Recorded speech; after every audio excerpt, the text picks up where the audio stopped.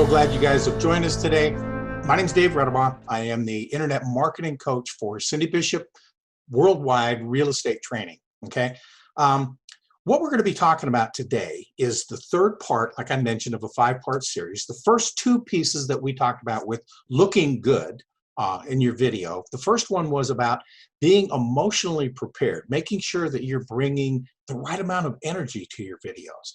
There's really 3 things that you want to make sure that you accomplish with any video when it comes to how it treats or how it works with those people that are viewing it. You want to make sure that you either are informing them, you want to make sure that you are entertaining them, or you want to make sure that you're inspiring them. And if you can do all 3, you got a winner. Okay, so that's what you want to be able to accomplish. The next thing that we discussed then was the importance of bringing things like the physical part of how you look on video. So in other words, your clothing, your hair, your makeup, your jewelry, some of those types of things. So all of those pieces that come into play when people are viewing you. And really the main part is to make sure that you are not a distraction. No. And you have no style or sense of fashion? Well, I think that depends on what you're... No. That wasn't a question. Today, what we're going to be looking at, you guys, is we're going to be looking at some of the basics of framing your video. Another way to describe that is the composition. In other words, the makeup of what's coming into what people are viewing on the screen when they're viewing your video. Okay, so that's literally where we're going to be taking this. The first thing to keep in mind, you guys, is to recognize the fact that whenever you're doing these videos, you know, if you look at it like the fact that you're a movie producer, okay, you're a movie director, you are a movie editor, and the other thing that you are is you are also the screen star, right? All right, Mr. DeMille, I'm ready for my close-up.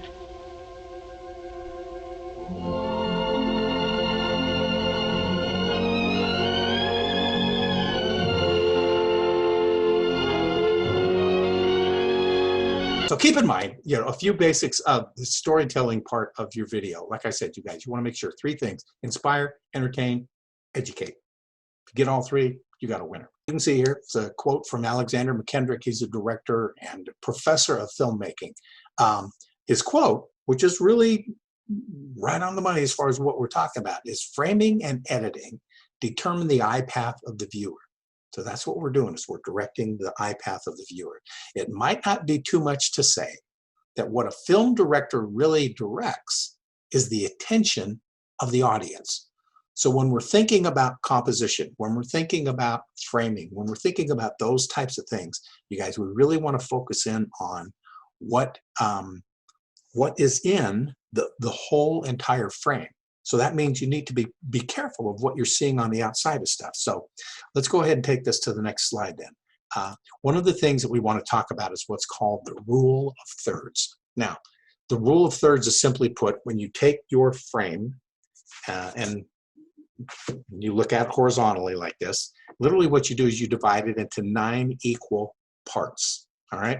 Then what you'll see is within those parts, there are the 4 spots that you can see there, that basically that's where you want to focus the viewer's eye. That's where you want to direct their eye. So that's what the rule of thirds is. Some of you maybe have heard me talk about this before. Hopefully this is really clear. And let me go ahead and give you an example. When you look at this picture of this bird, real simple, but the main focus is along the path of two of those spaces, 2 of those 4 dots, if you will. Okay, so, and what happens in that kind of a frame is that what you have is something where it really directs the viewer's eye to something, and it makes it a lot more interesting. For some reason, having something directly in the middle, even though some people are very effective with that, but in most cases, you guys, you want to be able to take advantage of the rule of thirds. The best way to practice this is to watch for it. Okay, look for it in good photographs. Look for, when you look at some of these wedding photographers are some of the best ones to look at. Look at the way that they position things within those photographs, and normally what they're applying is this rule of thirds. Okay, watch good filmmakers, good movie makers, you'll see that there's shots, a lot of times those still shots, those things where not much is happening, but where there's a still shot and emotion is being displayed, you know, that type of thing. But you'll see that the rule of thirds is applied in most of those cases, you guys. It just really does. Visually, that's a lot more attractive when you do it that way, okay? Now, so let's go ahead and kind of walk through some of the other pieces that are important when it comes to framing and composition. And again, the key factor is to recognize that everything within the frame of the video itself, not just you, but the whole entire frame of what you're viewing, you need to make sure that you're really considering all of those factors that are in there, that nothing in there is a distraction. You want to make sure that each part of it is part of telling the story. Okay, that's the best way to put that. So a couple other things to recognize about this. First of all, you want to make sure that there's not too much space above your head, you know. And it's okay if actually your head comes right up to the top, but you don't want to have a lot of, you don't want to have it where you're down here somewhere. You know, you don't want to have it where people can't necessarily, where you're on the bottom half. You want to make sure that you are on the top, your viewing is on the top half, okay? Next thing is eye level. The camera that I'm looking at, you guys, is almost exactly eye level, you know. If you err at all, you want to make sure that your camera is going to be a little bit above, all right? So let's consider this for a fact. When you're taking a look at your phone and you see your phone that way, first of all, let's keep in mind where you want to know where the camera is so that you're looking at the camera. We talked about that before, okay? The one thing you don't want to do is you don't ever want to have the camera where it's shooting up from underneath. That exposes a whole bunch of things that you don't necessarily want to show. So, you know, but it really does. It's not very flattering in most cases, you guys, when the camera is down, because we're recognizing that a camera is not always going to be picking up three-dimensional. It doesn't. It's a flat surface. So it's two-dimensional. And, you know, down here, it's not going to be very flattering. So next part then is keep the camera at about an arm's distance. That's where it's best. Okay, that's where you're going to be best. Too close, you know, you start freaking people out. Too far back, and you're not going to. People are going to lose some of the story. Okay, the other thing, and let's talk about this real quickly. It's just the fact that using your phone in a horizontal format. You don't, you know, a lot of people will take their videos vertically, and that's not necessarily the best way to do it, you guys. You want to get it horizontal. These phones are made. They're very good cameras, and they're gonna apply it. But most of the screens that we view these things on, you guys, are horizontal. And most of you probably find, like if you're watching a YouTube video, you normally are going to take it and turn it sideways, and it's going to then get the full screen, because when you have it vertically, it's just this little dinky picture because it's still this wide horizontal space. Okay, now the last part of this, you guys, is to basically be taking a look at, do a background check is the best way to put this. Okay, and what I mean by that is what's in the background. Be aware of what's going on around you that could be a visual distraction. You want to be careful of things that could be clutter or busyness or things that basically are a distraction. So you just want to be careful of those types of things when you're taking a look at your video. Hopefully these have been helpful, you guys. You know, hopefully you've gotten some practical, inspirational, informative, entertaining skills from this, if you will, so that you can start practicing this stuff right away with your own video marketing. So here's another thing that I would suggest. You want to start practicing right away. You want to do that. And then you want to view yourself and be critical, okay?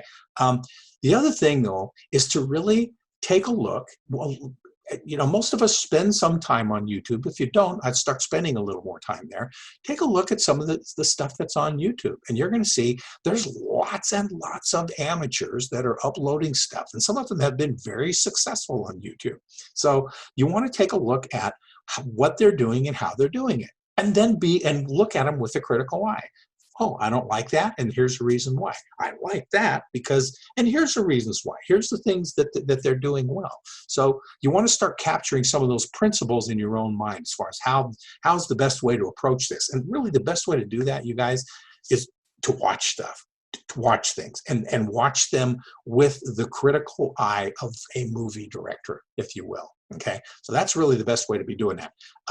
Now, a couple things coming up then.